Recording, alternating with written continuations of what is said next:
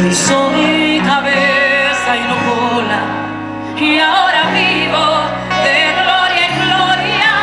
Hoy me apodero de lo que a mí me pertenece, lo que me has quitado me lo devolverás con creces, porque Dios me hizo su hija y con los hijos de Dios nadie se mete.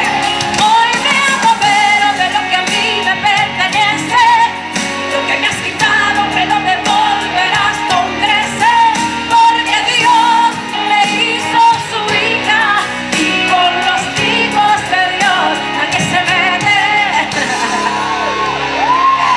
Él me hizo coheredera juntamente con Él y me ha dado el poder para dar y desatar.